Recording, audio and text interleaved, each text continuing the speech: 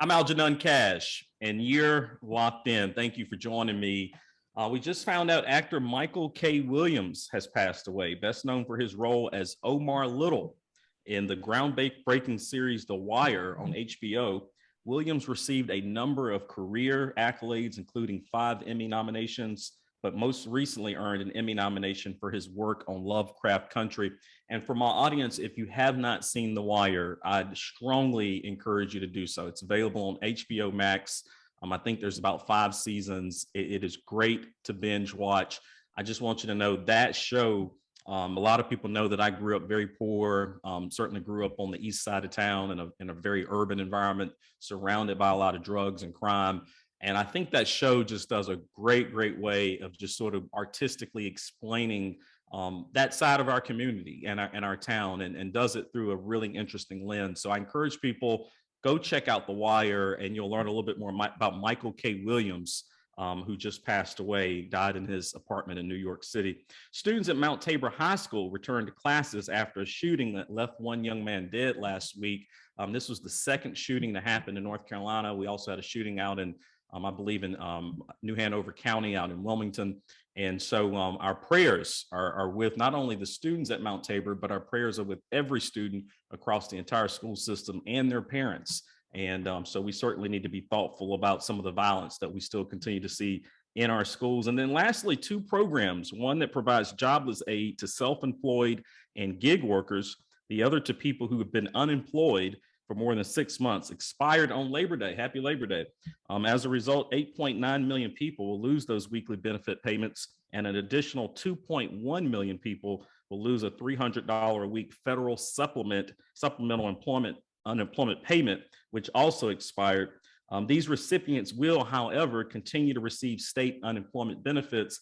However, there is about 25 states across the country that have also ended the state unemployment benefits as well. North Carolina happens to not be one, but predominantly a lot of Republican states across the country. So a lot of people having to get back to work. I understand a lot of people may not be ready to get back to work. Some of it might even be health driven, but those programs have certainly come to an end. And as we try to move out of this COVID-induced environment that we've been in for now about 18 months.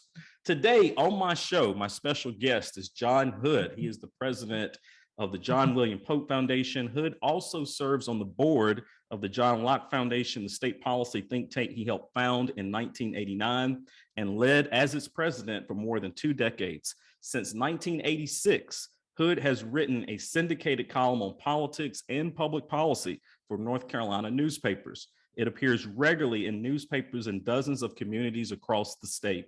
A frequent radio and television commentator, Hood is the author of 7 nonfiction books on such subjects as business, advertising, public policy, and political history. His 8th book, a historical fantasy novel entitled Mountain Folk, was just published in June of 2021.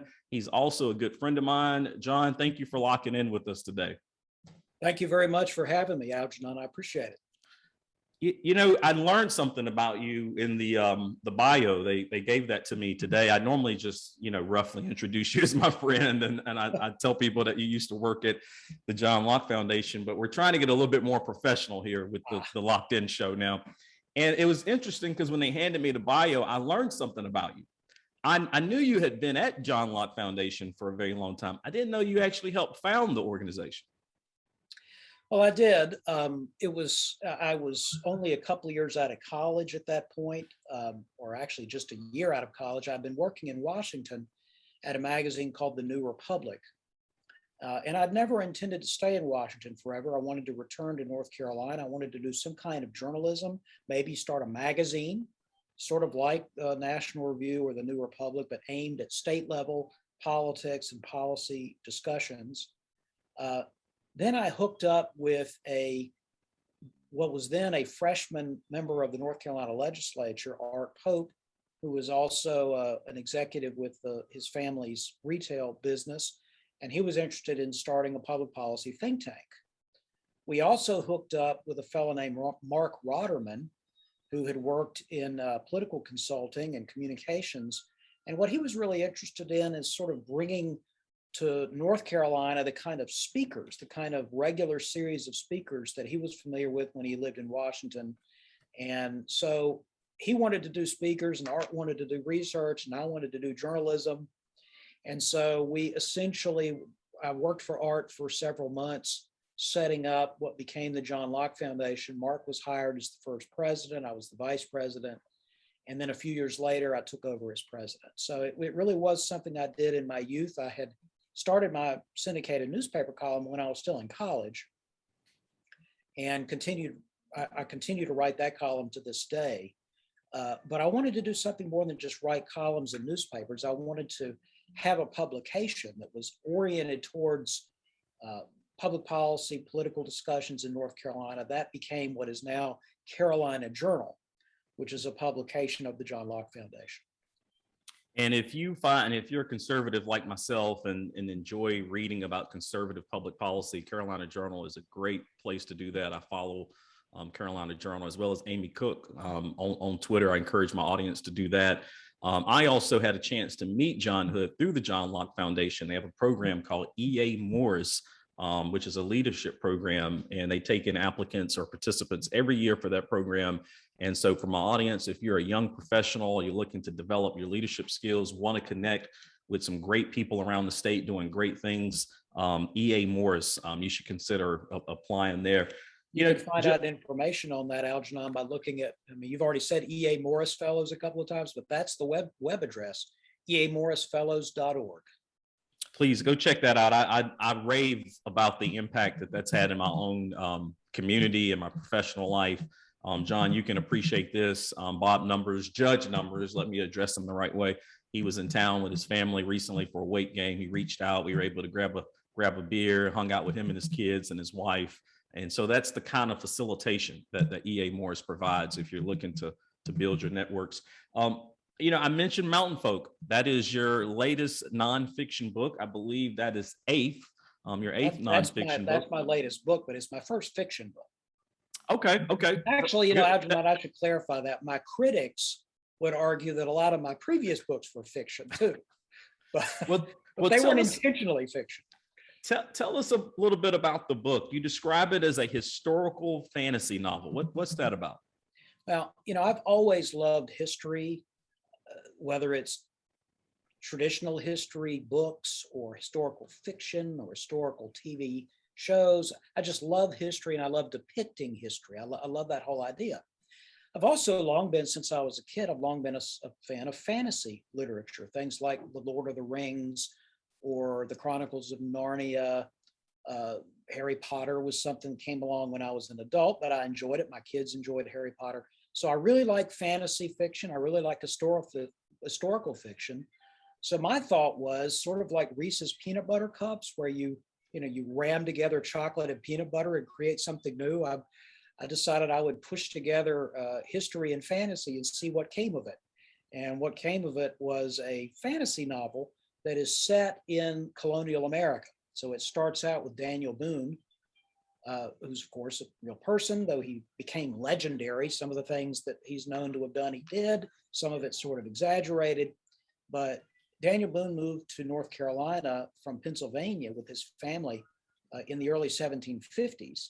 And so I depict that initial move to the Carolina backcountry, and I depict several other historical characters like Isaac Shelby, for whom the North Carolina town of Shelby is named, who was a settler in what is now East Tennessee and was involved in the American Revolution. I also have a Cherokee woman who's a hero in the story. Her name is Nanyehi, and she's a historical personage who did lots of amazing things.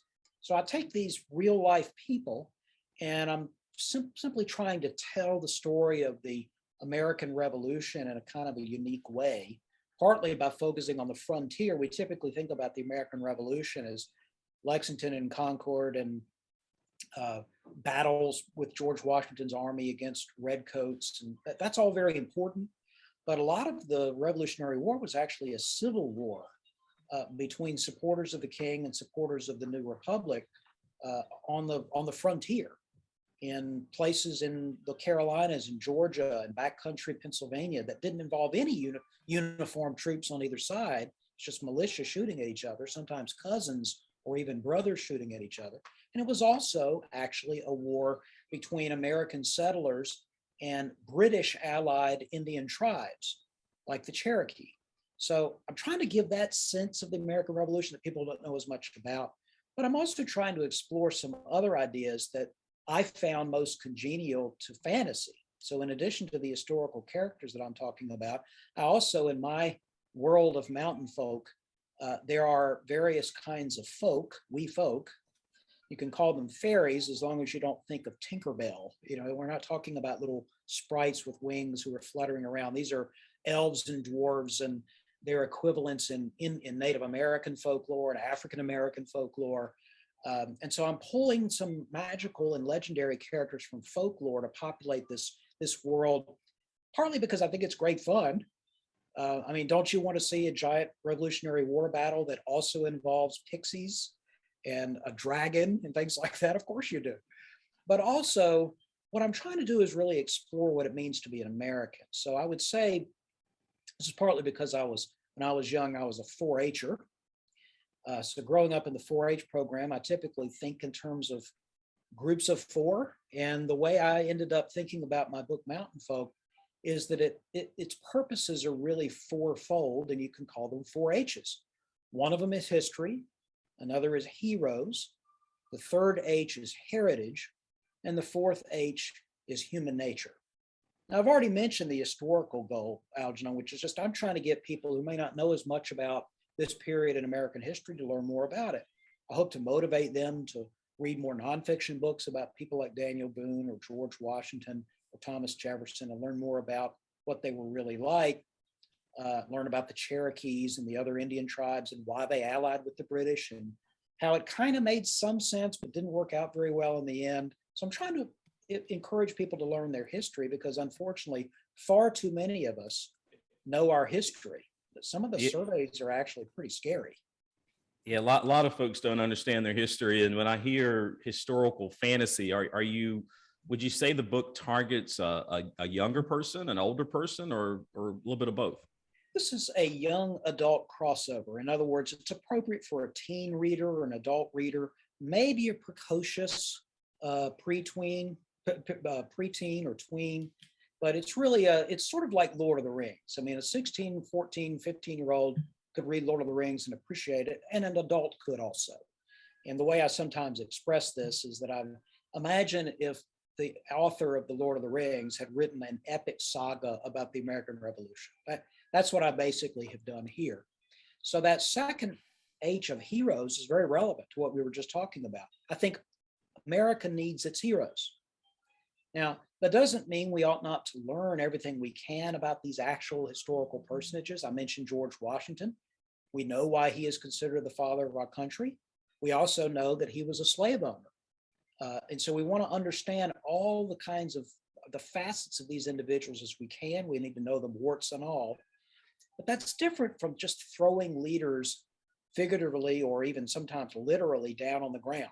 I mean, I'm very troubled by this wave in the last several years of tearing down statues, not just of racists in courthouses, which I actually understand the sentiment there. I don't want to do it illegally, but I can understand moving those statues away. But I mean, even statues like a George Washington or a Christopher Columbus or a Ulysses S. Grant. At some point, when you apply such a test to everybody who's been a hero in America in the past, that if they ever did anything that's objectionable, we're not going to treat them as heroes anymore. I'm afraid we're not going to be left with any heroes.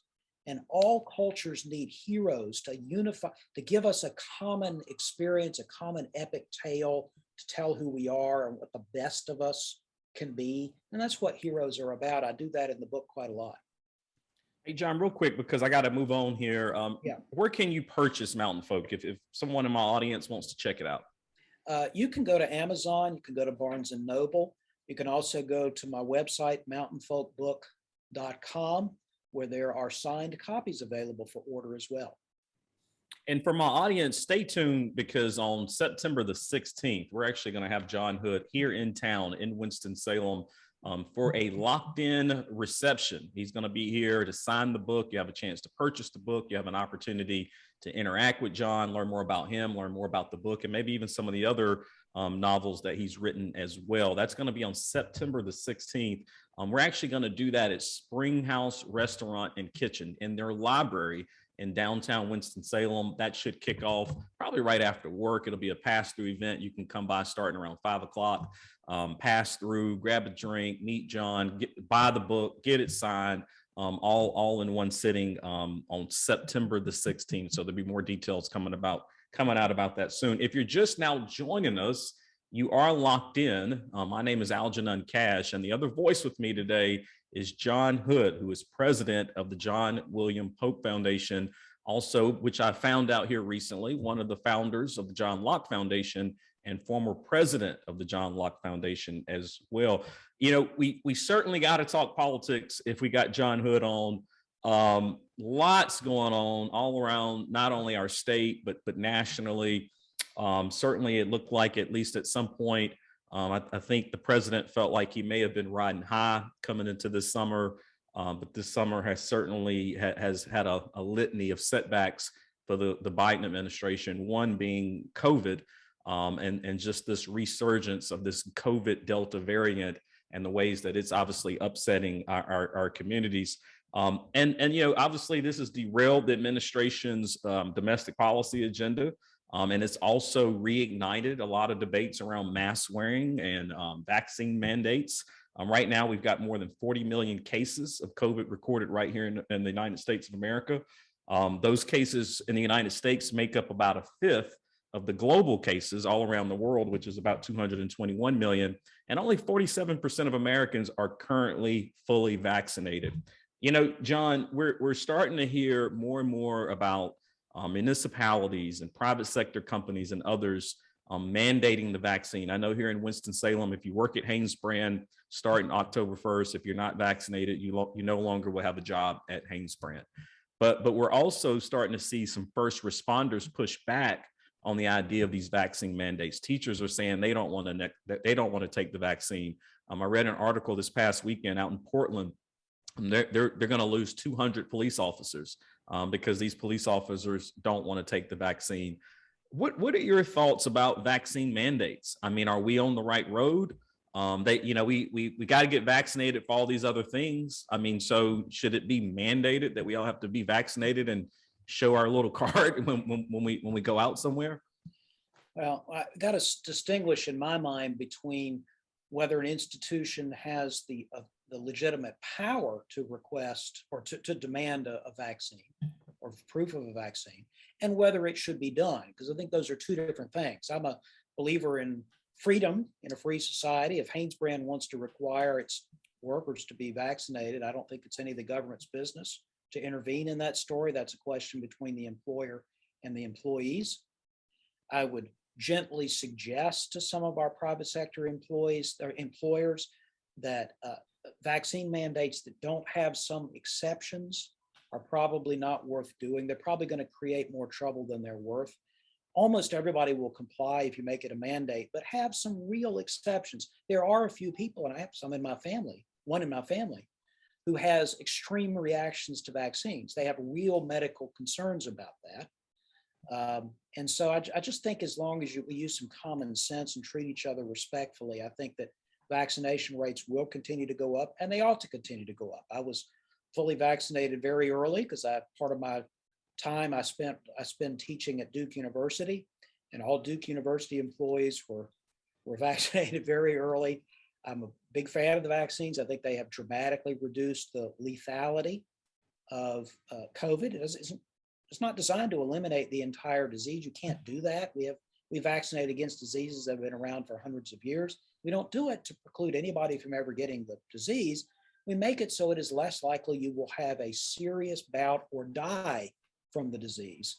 And the vaccines unambiguously reduce the chances of dying dramatically, to where if you are vaccinated and you get COVID anyway, there is a tiny risk that you will suffer something horrible, but it's lower than, for example, the risk that you assume when you get in your car and drive down the highway.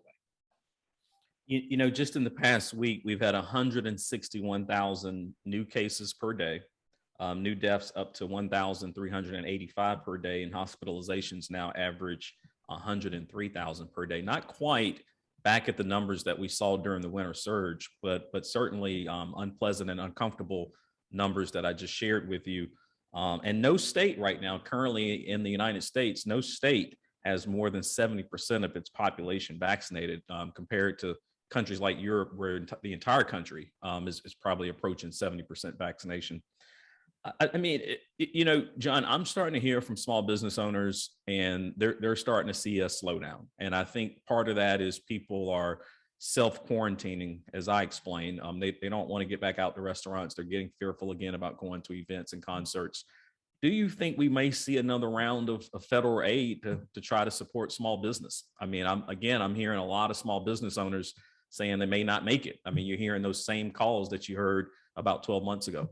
Yes, and I was all in favor when the state governments, urged by the federal government, shut down large swaths of businesses for a long time. My view was that's actually a taking. That's a regulatory taking, and the government should compensate those affected industries.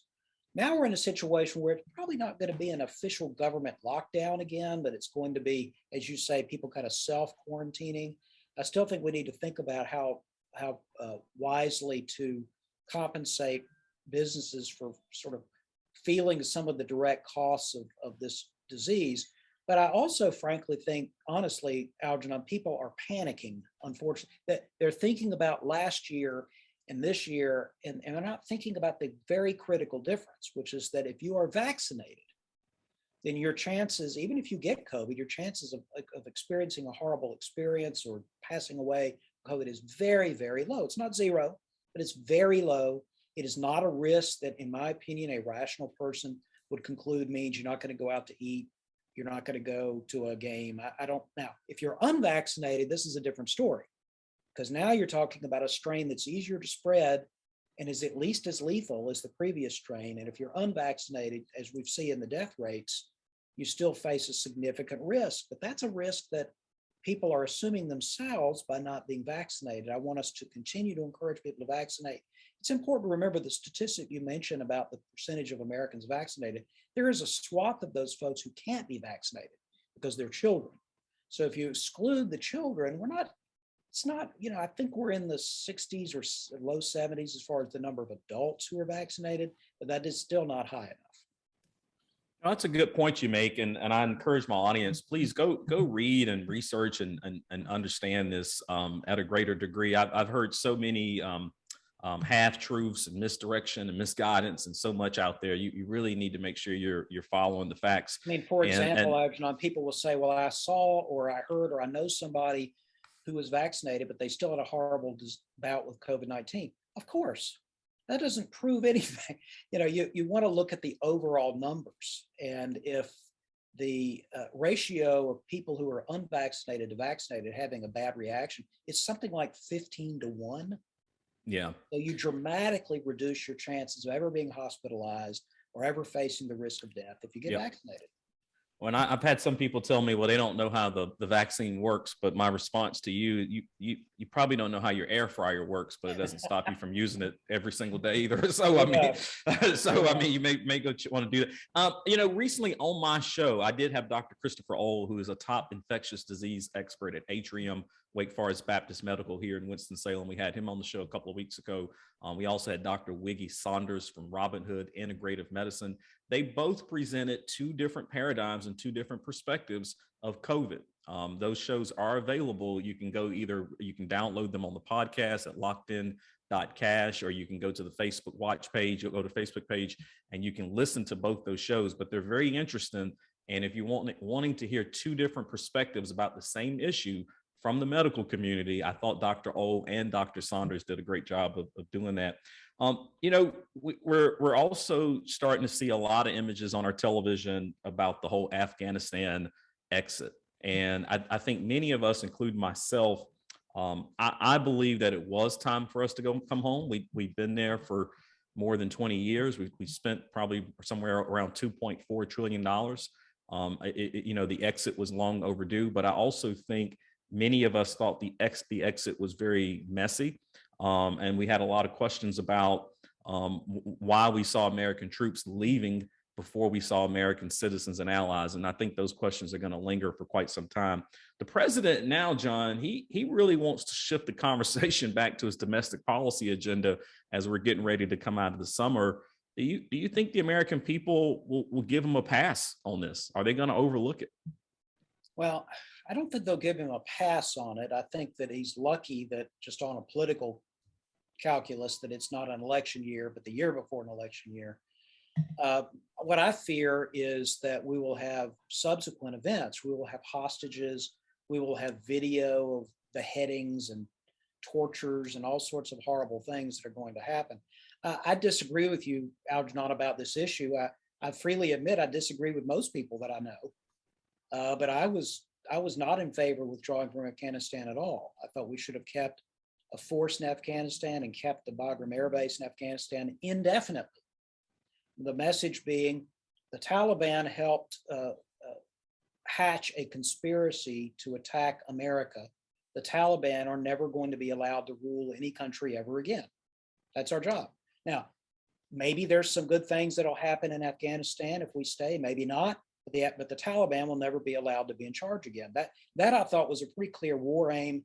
And by the time we got to the last several years, the actual cost of the military involvement in Afghanistan was, several thousand troops deployed at any one time, an expensive air base and some other expenses, but the total cost in the, I don't know, $20-25 billion range, something like that, which is entirely affordable for a country of our size. So I actually thought, given that we face geopolitical threats from Russia and China and a nuclear armed Pakistan and a potentially nuclear armed Iran, and Afghanistan just happens to be handily located between all four of those places, I thought it was foolish to give up our base there.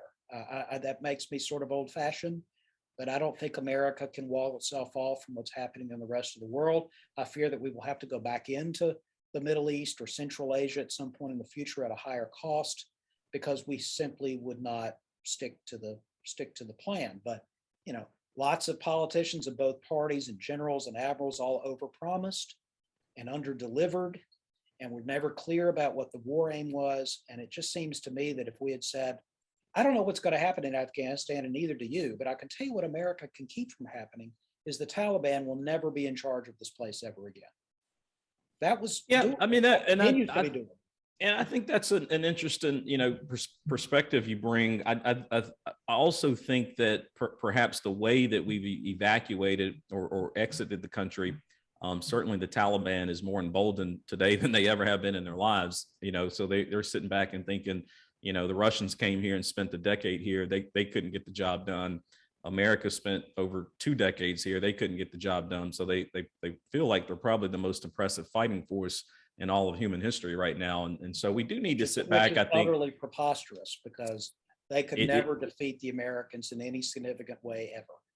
It is. But I do think I agree with you. I think we got to sit back over the next few months and see what really happens. If we wake up and we see images on YouTube of people getting their heads cut off, this can make this issue sort of like the Iran hostage crisis of '79, can make this issue last for a very long time and certainly affect Biden's support among the public. The public opinion already switched quickly on this, which is not surprising. Public opinion about foreign policy, Algenon, it's worth paying attention to because we're a republic and we pay attention to what our public wants, but it is notoriously fickle and shallow. And using a poll to decide what is in the best interest of the country, I think, is not a good idea. Well, you speak of polls, Biden now joins a really unpopular club. Only Carter, Trump, and Biden had similar low approval ratings at this point in their presidency. You have any early predictions about the midterm elections coming up next year? I think Republicans will have anywhere from a moderate to a smashing year. Even a moderate gain would give them control of the U.S. House, probably the U.S. Senate. A smashing gain would give them even more control in the states. I don't think we should interpret some of these world-shattering and life-threatening events purely on the basis of what their partisan implications are. But the truth is that Trump was an unpopular president virtually his entire tenure. The public did give him a chance at the very beginning, and he lost that quickly. Biden had a few more months, of good graces, and now he's lost that. I'm not sure he can get it back. He looks, this is separate from policy, separate from whether we agree with what his decisions are or not. Don't you agree, Algenon? He looks tired. He looks Very. sometimes kind of confused. He does not convey the ability to lead the federal government. And I don't think the public would reelect him if the election were now or next year. I don't think they'll reelect him in 2024. I just don't think they will think he's up to the job, and I suspect they're right. Some people are questioning whether he'll make it to 2024. And maybe that's some of the images that we see on television. He does look very weak and frail, and oftentimes when he's speaking, he gets confused in mid-sentence. So I will tell you, if I'm in as good a shape as he when I am 78 or 79 years old, that'll be impressive. But when I'm 78 or 79 years old, I will not anticipate running a large organization. That would not be what I would be doing at that cycle in my life. And also say this to my audience, because I've heard some commentary online about Trump sort of handed Biden this hand grenade, and I mean you could make that argument, but I also think what is interesting about this debate is that Biden was actually a part of the Obama administration for 8 years, and he was the president's principal advisor on Afghanistan. So he really can't escape this whole issue, this 2-decade issue that we have. He can't just say, well, he's a new president and he just sort of walked in and was sort of carrying out what the previous president said, because he was a part of it. He's part of the narrative. He wanted to withdraw from Afghanistan during the Obama administration, and the president at that point, President Obama, was convinced otherwise. I mean, Biden has believed this for a very long time, like it or not, whether you agree with him or not. This is a consistent view of his. He's had an interest in withdrawing within years of the intervention. I want to pivot before I run completely out of time. I want to bring it back home. Here in North Carolina, the North Carolina General Assembly is 2 months late on finalizing a 2-year budget. But it's also worth noting that Governor Cooper has never signed a traditional omnibus state budget bill into law since he was sworn into office in 2017. I know Speaker Moore is predicting, or actually Berger is predicting that maybe we'll get something done by the end of September. John, do you think we'll get a budget, and will the governor actually sign it this year? I think we're looking into October now for a state budget. It's unfortunate. I wish they had been able to move more quickly. I think partly they are trying to sort of negotiate between the two chambers of the legislature and with the Cooper administration at the same time, trying to get a bill signed by the governor. I'm still not sure they will get that. Keep in mind that in North Carolina, the governor can veto or sign or let it go into effect without his signature. I think that's maybe the best the Republicans can hope for, because the governor just doesn't agree with a lot of what the Republicans want to do, but we'll see. I really wish he had signed previous budgets. I think Governor Cooper has a lot of admirable qualities, but he has not played his hand very well during his tenure of having a Republican legislature and a Democratic governor. He could have taken deals with them earlier that would have gotten some things he wanted. And instead, he sort of rolled the dice. He kept basically I'm not going to sign it. I'm not going to sign it, hoping that the voters would deliver him a Democratic legislature. They didn't. They're not going to. And so I think he needs to kind of accede to reality and take what he can get. And I think the Republicans also need to be thinking about it's important to get a bill signed. There's some things they can't do with mini budgets. They need to do with a full budget. North Carolina is expecting to receive somewhere around $6.5 billion more in taxes and fees through mid-2023 than previously predicted. And that's on top of $5.4 billion in federal funds earmarked for North Carolina in the federal COVID-19 aid package. John, I know you're fiscally conservative. What do our legislators need to be prioritizing with this avalanche of cash they're receiving? Well, a lot of what they've decided to do is basically three things. They've decided to put lots more money into savings for a rainy day, which I think is appropriate. They're going to spend a lot of money, and this is something the House and Senate have agreed on, and I suspect the governor will too, spend a lot of money, billions and billions of dollars on capital projects, be they university buildings or infrastructure improvements or all sorts of other things that are happening in the capital side of the budget. That's an appropriate thing to do with money, some of which is just going to be one-time money, and so you don't create a long-term burden by spending the money. And the third thing they've tried to do is to discipline themselves on operating spending, because they know that right now the state is flush with cash. But that's probably not going to be what it's like in 2 or 3 years. And so they're growing the budget, the operating budget. That's appropriate in a state that is growing. We have more people to serve in certain kinds of services. So I'm in favor of that, but they're not growing any more than the population and adjustment for inflation would allow. I think that's appropriate. The governor doesn't like that limit, but I think that's the right limit in the long run. So instead of spending more money than the cap, they have significant tax relief.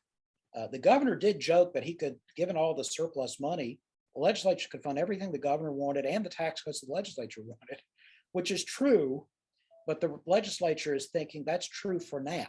But we don't want to create, whether it's tax cuts or spending, we don't want to create an expectation that people have that 4 years later we cannot satisfy without sudden budget cuts or tax increases. They're trying to think long term about this. If only Congress thought this way, but obviously they do not.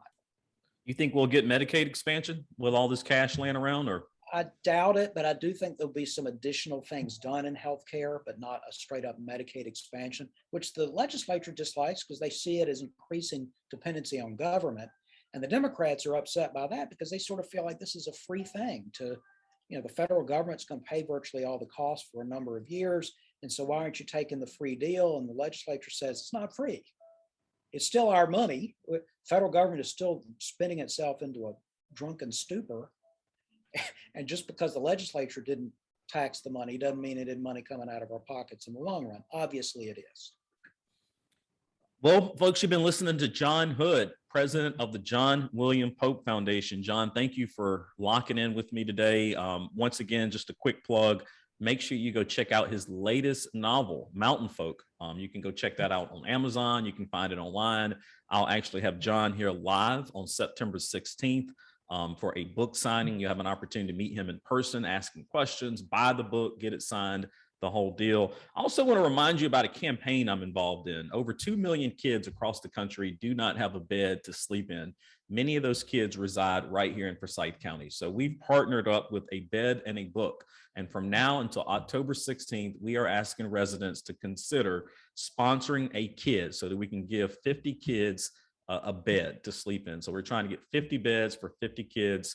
You've got until October 16th to sponsor a bed. The cost of one bed is $250. I do think we've moved about 7 or 8 beds. Thank you if you've already agreed to provide a bed for a kid.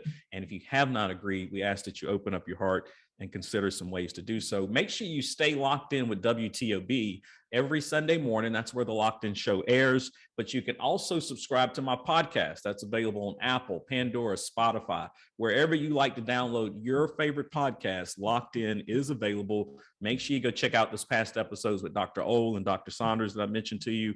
Always want to thank my sponsors. I want to encourage people to subscribe if you have not already done so, and continue to follow me online. I'm available Facebook, Instagram, Twitter, YouTube. You can find me and lock in with me in all those places. And until next time, y'all stay locked in.